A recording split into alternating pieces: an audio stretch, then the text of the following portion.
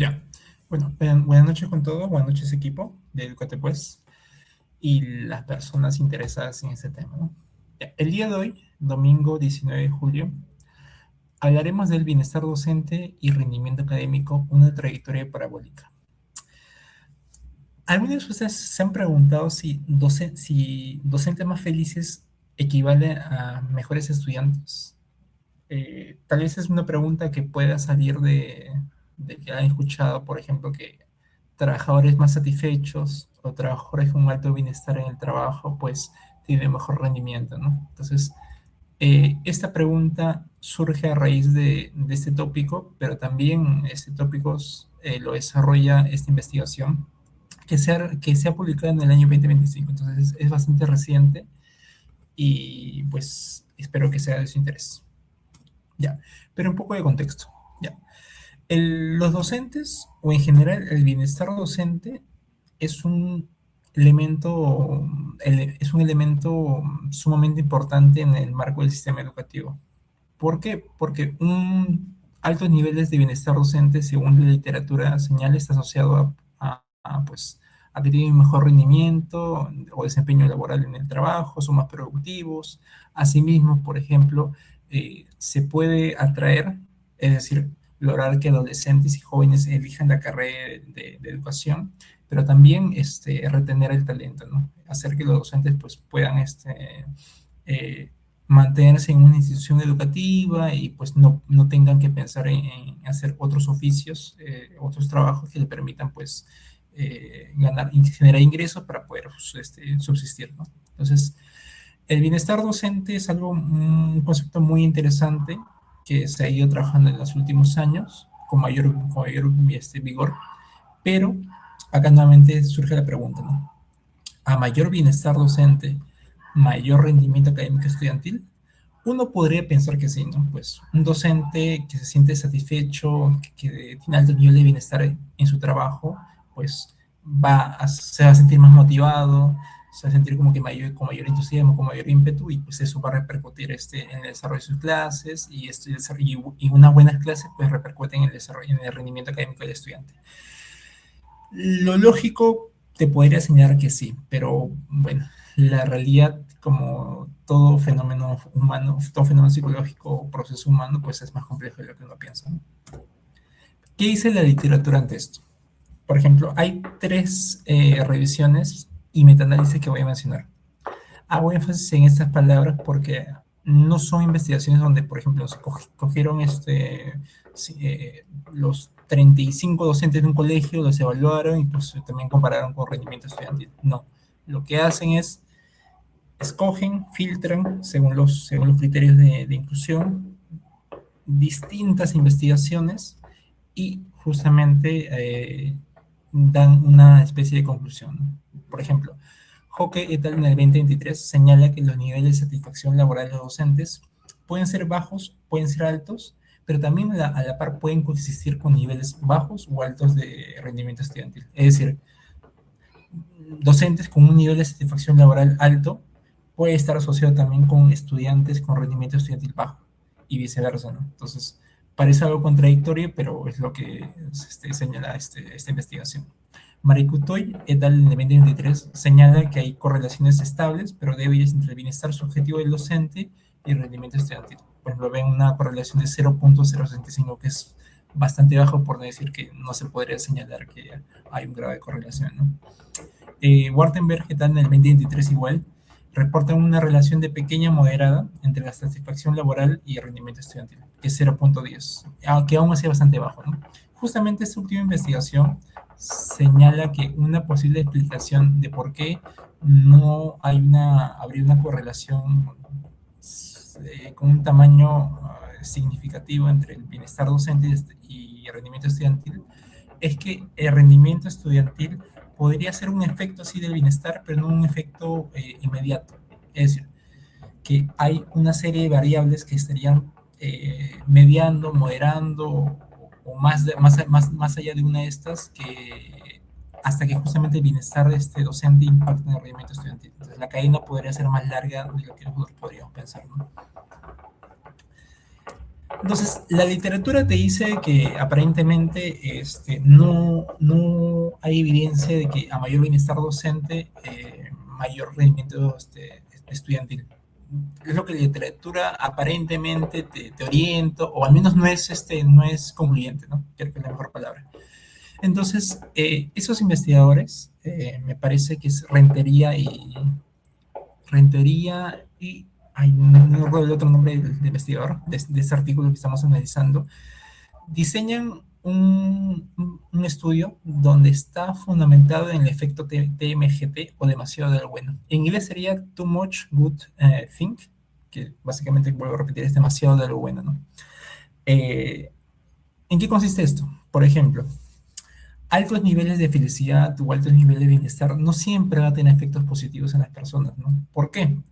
Porque, por ejemplo, una persona que se siente muy satisfecha en el espacio en el que se encuentra o con alto grado de bienestar, como ya se encuentra muy satisfecha y con alto grado de bienestar, como que no se siente muy motivados a seguir produciendo o a seguir realizando cambios. ¿Por qué? Porque si ya se siente satisfecho y bien consigo mismo y en con lo que está haciendo, ¿por qué arriesgarse o dar un esfuerzo extra para cambiar esto? Si ya se siente bien. Entonces, se puede decir que altos niveles de satisfacción pues disminuyen o no hay necesidad de perseguir más metas, de participar en actividades de superación personal, etc., ¿no? Y esto se puede aplicar, básicamente, esta propuesta o este concepto se puede aplicar con el bienestar subjetivo docente o bienestar docente, ¿no? Que un docente que se siente muy satisfecho con alto nivel de bienestar no necesariamente va a forzarse en hacer cambios, proponer nuevas metodologías, nuevas actividades, o identificar qué es lo que se puede mejorar, ¿no? Si es que tiene un alto nivel de bienestar. Entonces, esa es la propuesta. Ahora van a ver justamente cómo esto se concretiza en los resultados de la investigación. Pero antes de esto, eh, algunos como que aspectos distintos o diferenciales que propone este artículo de investigación, que dicho sea de paso, lo realiza un economista de formación y un psicólogo. Es importante señalar esto porque va a haber elementos de psicometría que lo realiza el psicólogo, pero también hay elementos en la propuesta de más de metodología en el planteo de la ecuación, donde no solo toma en cuenta la variable de bienestar docente y rendimiento estudiantil, sino también hay otras herramientas, pero en otras áreas de la ecuación, como que distrito o región en la que se encuentra el colegio, en, no sé, en valor del ingreso de los docentes, entre estas variables, más que incluso sexo, si es mujer o hombre, también afectan justamente en la forma de cómo el bienestar docente se vincula con el rendimiento estudiantil. Pero ya. ¿Cuáles son como que los distintivos de esta investigación? El primero es que esta investigación describe la estructura del bienestar subjetivo de los docentes del sector público utilizando una muestra representativa a nivel nacional. Es decir, utiliza la ENDO, que es la Encuesta Nacional de Docentes realizadas entre el 2018, el 2016 y el 2018. Otro distintivo es que ofrece una estructura tridimensional, un instrumento que mide distintas dimensiones del bienestar docente, no solo el bienestar como que con el entorno escolar, sino también variables o aspectos de la vida y las condiciones del trabajo en el que se encuentran, ¿no? Es muy interesante también que evalúen esto en encuesta aparentemente psicológica. El tercer aporte muy distintivo de esta investigación es que relaciona el bienestar docente y el rendimiento estudiantil, pero en contextos de países en desarrollo, como es en el caso del peruano, ¿no? Porque ustedes cuando revisan literatura se dan cuenta que hay bastante, pero en países del hemisferio norte, en países más vinculados, bueno, más con economías más desarrolladas. Y claramente, pues, no puedes comparar una escuela de Lima, de un sector popular, con una escuela de la ciudad de Nueva York, ¿no? Hay ciertas distinciones. Entonces, los resultados de esta investigación, pues, se pueden aplicar tranquilamente a nivel latinoamericano o países en vías de desarrollo en general, ¿no? Y cuatro, justamente ahí va el aporte del economista, ¿no? Que emplea una especificación flexible para capturar posibles no linealidades. En, en sencillo sería que justamente el concepto de demasiado da lo bueno, ¿no? Que no necesariamente si un docente se siente mejor, va a generar un mejor rendimiento en el estudiante. Porque hasta cierto punto puede ser, es como una especie de línea, ¿no? A mayor bienestar, mayor rendimiento del estudiante. Pero se propone el modelo que va a llegar a un punto como un punto límite. Es a partir de ese punto límite, si tú le incrementas el nivel de bienestar, en vez de subir, va a ser una especie de campana y va a caer. Más o menos ese es lo que señala, lo que significa especificación flexible, ¿no? Pero vamos a detallar un poco eso, ¿no?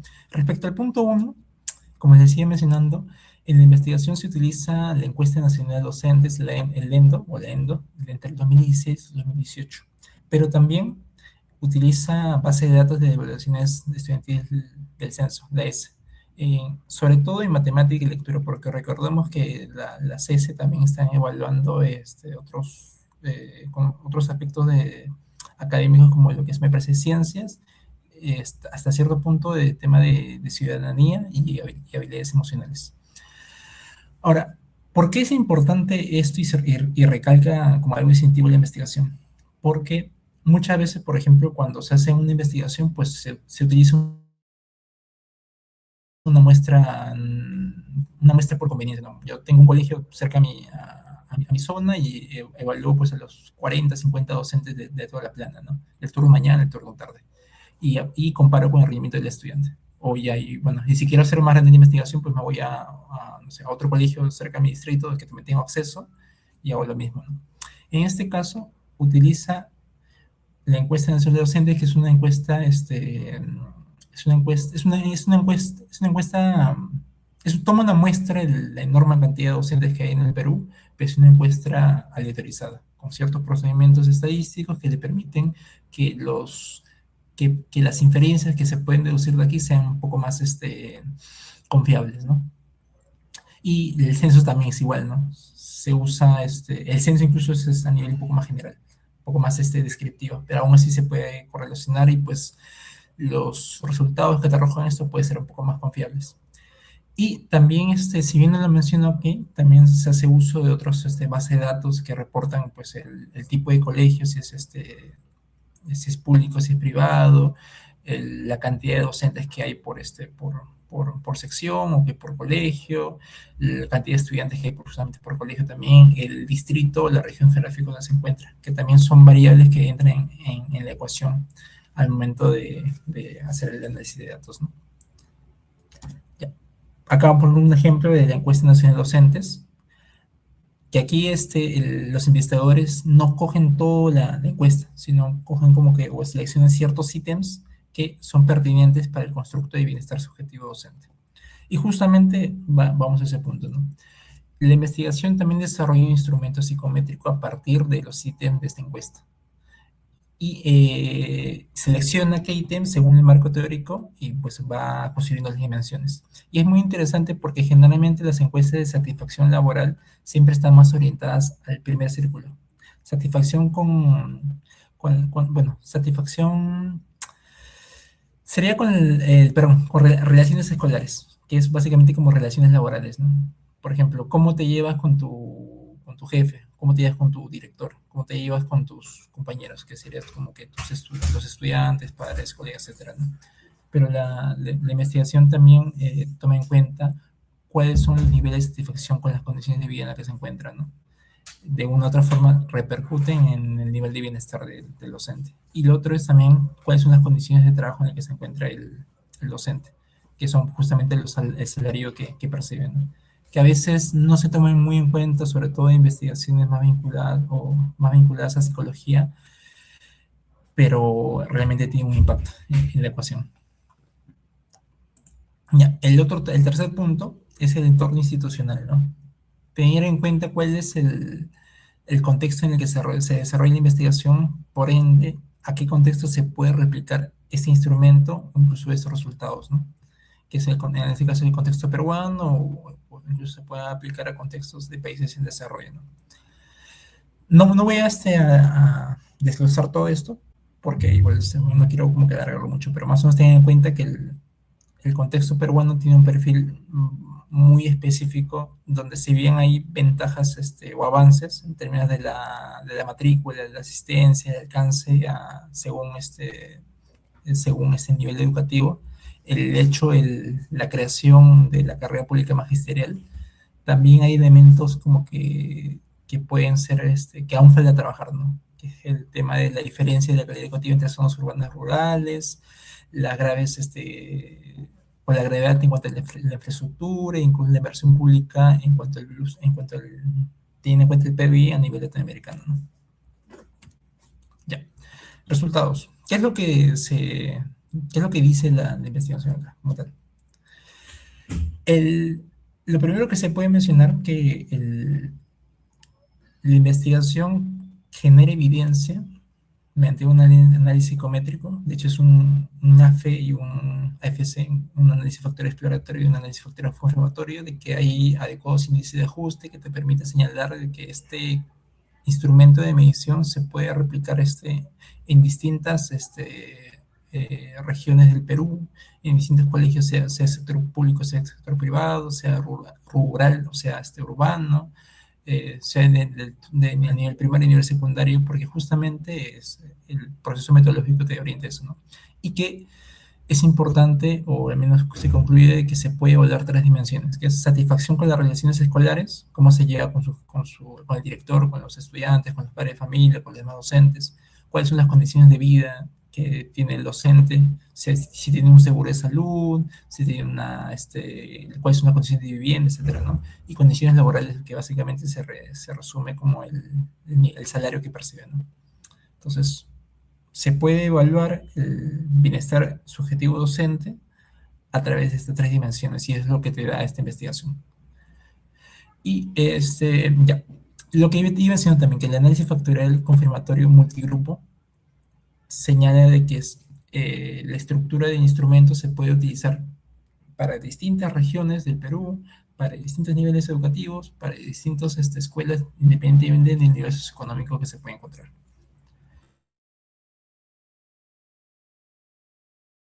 Como que a lo más importante, ¿no? Que el estudio pone de manifiesto importantes disparidades en los niveles de bienestar subjetivo docente en la educación primaria pero en la educación primaria y secundaria. Es decir, que se encuentre que aparentemente podemos encontrar mayores niveles de bienestar en docentes de educación primaria que de secundaria. ¿Por qué? Ya hay toda una explicación o hipótesis detrás de esto, ¿no? Pero es lo que se encuentra.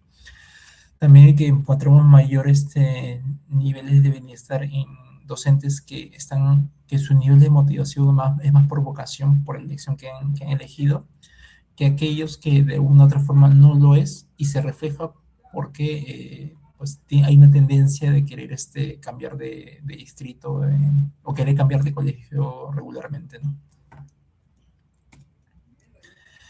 Lo otro, la dimensión como que más importante que se puede decir, tendría que tener énfasis en la evaluación del bienestar del subjetivo de los docentes, son las relaciones escolares, que es la primera dimensión, ¿no? Que es la que influye más en esta dinámica con el rendimiento estudiantil. Es decir, el cómo se lleva con sus pares docentes, cómo se lleva con el director, cómo se lleva con los padres de familia, cuál es la relación que establece con los estudiantes, influye en mayor medida que las otras condiciones en relación a la mejora del rendimiento estudiantil. Y por último, y eso es como que lo más interesante, y eso es lo que explica el título del artículo, el rendimiento parabólico, que es que el bienestar subjetivo en relación con rendimiento estudiantil presenta una relación en forma de una parábola, que si los niveles de bienestar del docente se incrementan, va a ir a un punto máximo, un hito, que a partir de ahí, si tú sigues incrementando el nivel de bienestar docente, hace que el rendimiento estudiantil baje, ya no suba, sino baje, baje, baje, baje, baje. ¿Y por qué es importante y cómo de una u otra forma se puede tener en cuenta? Vamos a ver, bueno, ya, lo señalo. En términos de políticas públicas, si el Estado o el gobierno de turno quiere como que dar cierta inversión, es decir, yo voy a invertir en el bienestar docente hasta cierto punto, porque a partir de cierto punto ya estoy consiguiendo el efecto contrario. Entonces, es como un buen medidor de que hasta aquí nada más debo llegar. Pero también, como vuelvo a repetir la frase que dije al inicio, de que todo, todo comportamiento humano, todo este constructo psicológico es complejo. Por ejemplo, ya, no solo, si hablamos de bienestar subjetivo docente, no solo es como que uno solo, sino, pero no solo está vinculado con el rendimiento estudiantil. Como hemos visto, también depende de la ubicación geográfica del colegio y eso influye en el bienestar del docente, en el tema del género, el tema del ingreso, el tema de las condiciones de vida. Entonces, hay bastantes variables que a tener en cuenta para justamente que los niveles de bienestar van a incrementarse, van a bajar. Entonces, volviendo a la idea principal, ¿cómo afecta en términos de políticas públicas? Pues va a haber ciertos docentes que los niveles de bienestar va a ir a un punto en el que en vez de invertir más dinero aquí, conviene identificar otros grupos de otras regiones geográficas en otras condiciones que también esos niveles de bienestar tienen que subir hasta cierto punto. Entonces, lo que te da este artículo es evidencia de que hasta que cierto punto la inversión tiene que ser eficiente y eficaz para que pues, el dinero pueda ser distribuido de forma adecuada y pues pueda haber cambios, cambios adecuados, cambios correctos con el dinero suficiente, que a fin de cuentas cuando hablamos del sector público es muy importante el tema de la eficiencia del presupuesto como tal, ¿no? Entonces, eso es lo que te arroja esta investigación. El texto a revisar está en inglés, pero básicamente es el efecto parabólico, no, el, el efecto parabólico del bienestar docente y el rendimiento estudiantil del estudiante, bueno, el rendimiento académico del estudiante en el Perú, organizado por Rentería y Solano. Rentería es el economista y Solano es el psicólogo social. Listo, eso sería todo. Muchas gracias y espero que les haya interesado.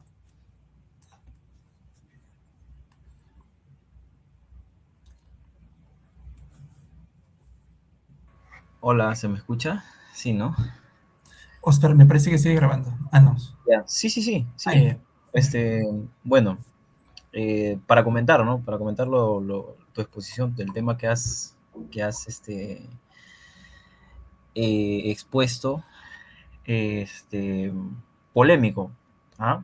Polémico bastante. Hemos conversado hace un par de semanas con una psicóloga educativa que se especializa en esto, ¿no? En bienestar docente.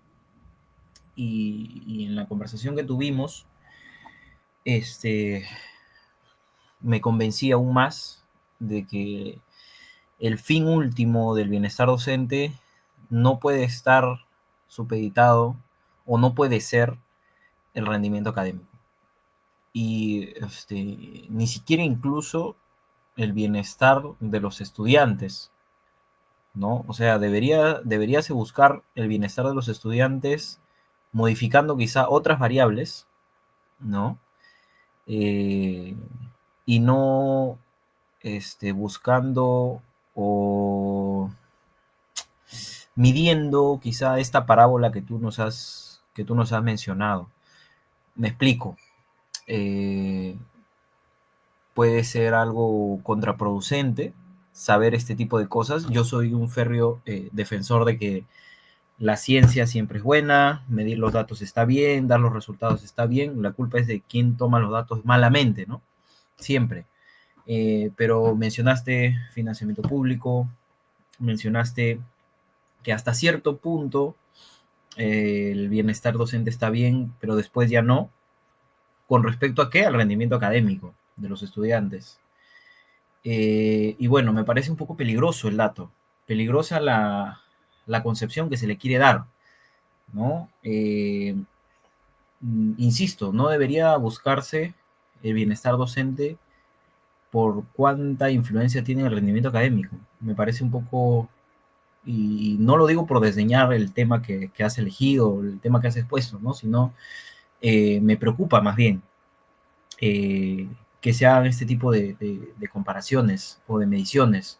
No, está bien, ¿no? Pero los resultados son, o pueden llegar a ser contraproducentes, porque ¿para qué invertir en algo que quizás se me puede salir de las manos, ¿no? Y cause esta parábola. No sé si me estoy confundiendo o me estoy equivocando en lo que estoy diciendo. Quisiera que tú me lo refutes. Pero, insisto, me parece peligroso y me parece preocupante que se busque que los docentes estén bien solo porque su bienestar podría incidir en un rendimiento académico mucho mayor de los estudiantes. Eso, no, creo que no debería tratarse así como, ni siquiera en las empresas, ¿no? O sea, no debería ser, no se debería tener este enfoque de productividad, ¿no?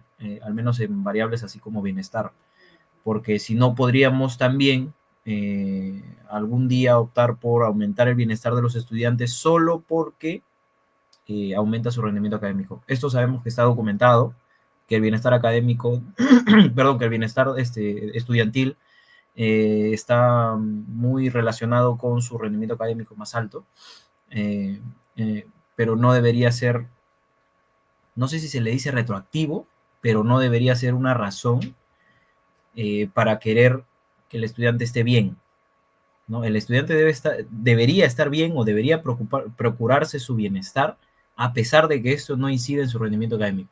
No sé si ahí ya me dejé entender, creo que sí. Y ya pues, ese es mi comentario. Me preocupa bastante esta cifra porque puede utilizarse malamente. No sé qué pasaría, ¿no? Con el Ministerio de Educación de nuestra próxima presidenta si es que este dato se conoce, ¿no? Imagínense, ¿no? ¿Para qué vamos a invertir en bienestar docente si más bien mucho, ¿no?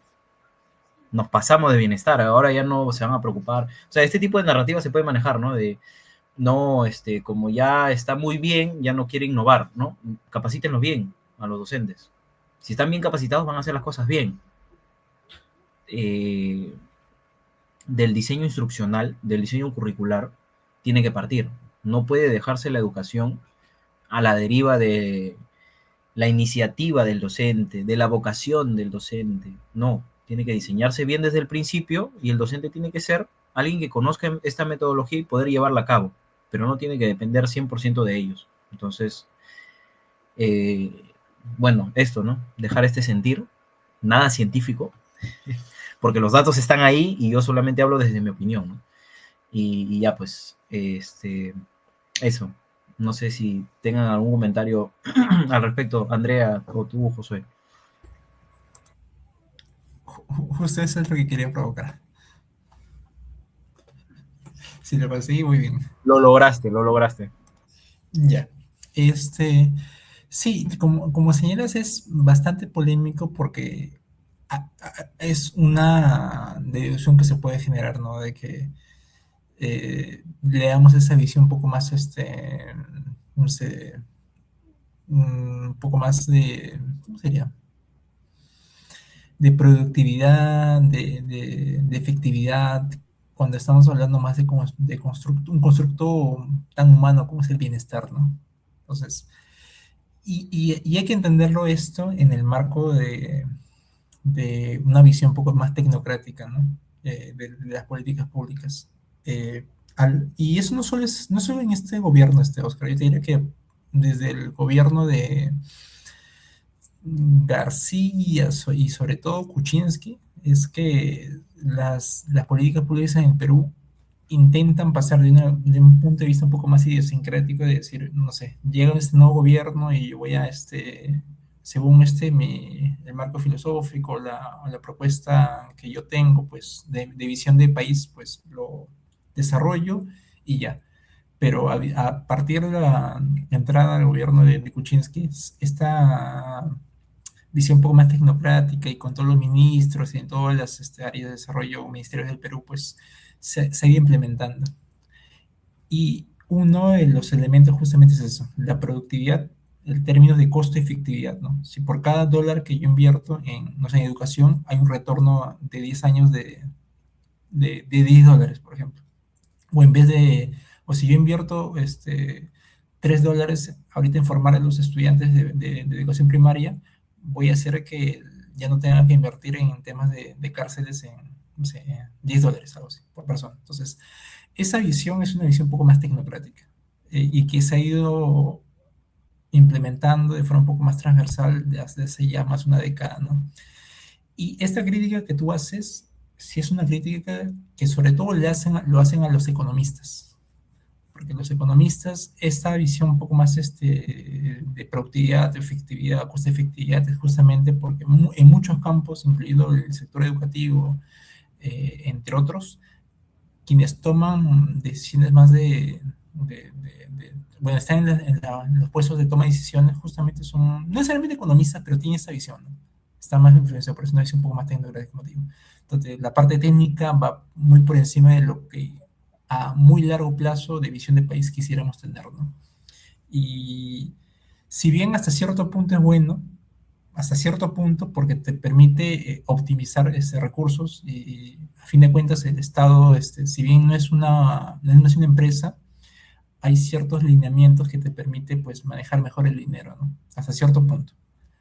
Pero por otro lado, hay, por ejemplo, si nosotros queremos formar mejores ciudadanos,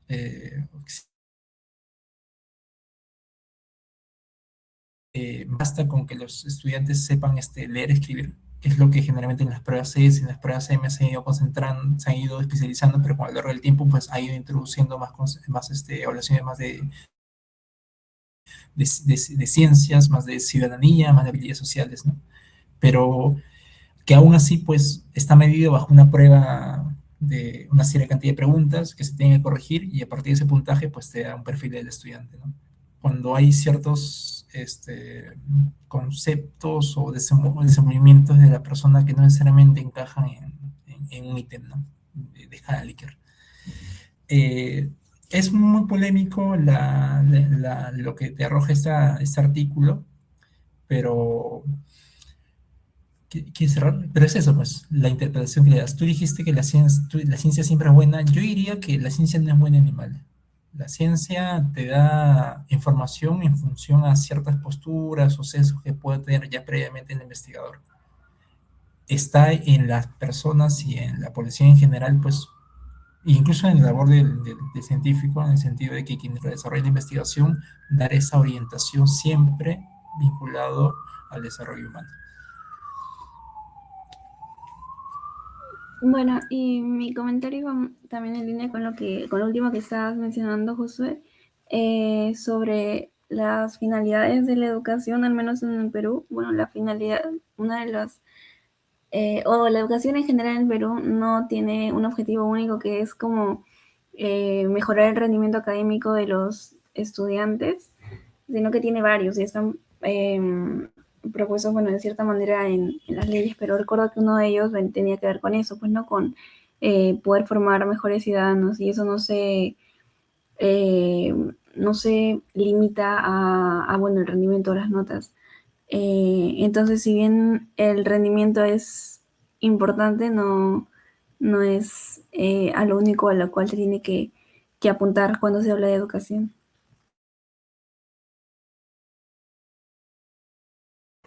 Muy bien, sí, sí, sí, sí. Qué bueno saber que los tres estamos en la misma línea. Me estaba poniendo un poquito nervioso ya con respecto a a ese estudio. Y bueno, si nos podemos hablar de política, creo que nos quedamos toda la noche. Entonces, rescatar es importante, la importancia de esto, ¿no? Que eh, existe una postura tecnocrática, existe la información, ¿no? Y ya va a depender a nosotros qué postura tomemos, ¿no? Entonces, ya pues, formarnos siempre va a estar bien y hay que procurar actuar según nuestros principios, ¿no? Eso sería bueno tomarlo en cuenta. Y ya pues, muy O bien. sea, para Dime. agregar nada más, si alguna persona logra llegar a este punto del video, Ujú. es que actualmente en términos de política pública en el Perú está primando una visión más tecnocrática, ¿no?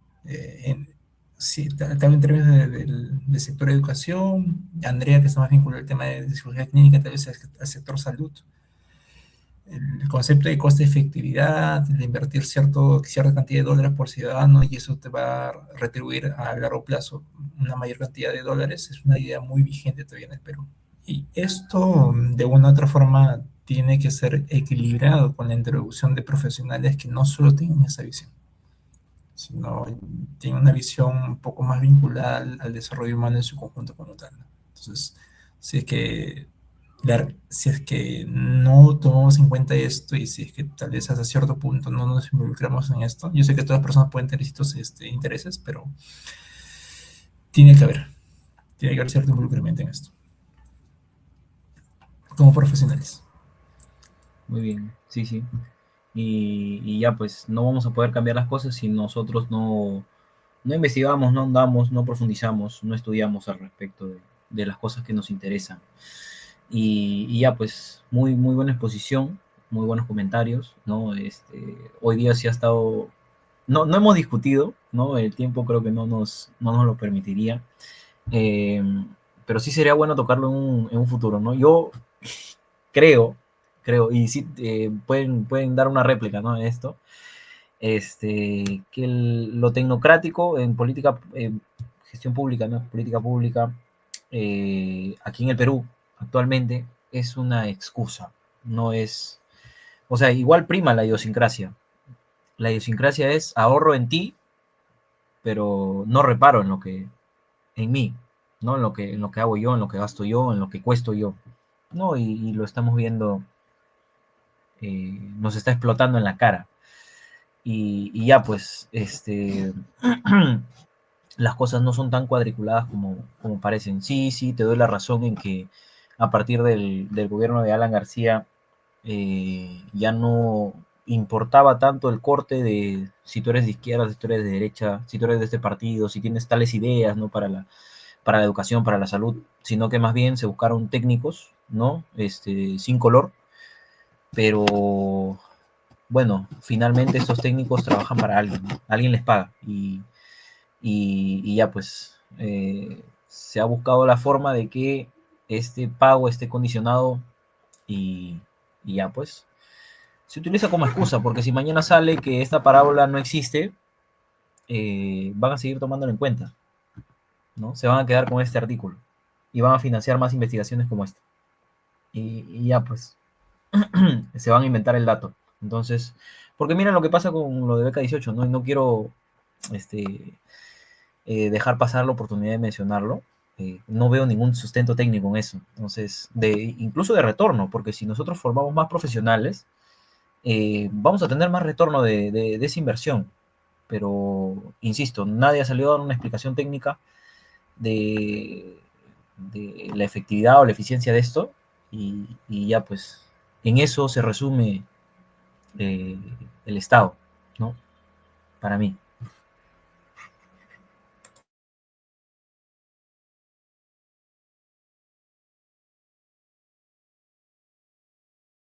No sé si quieran dar una réplica o decir algo, un comentario, una crítica.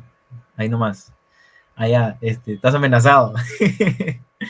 Ya, bueno, entonces, muy buenas noches. Estamos de noche ahorita. Espero que les haya gustado este tema. Ya podremos conversar en un futuro más a fondo, ¿no? Acerca de estos temas. Y ya, pues, bienestar docente en este mes de julio, muy importante tomarlo en cuenta. Ya, pues, nos vemos en una siguiente oportunidad.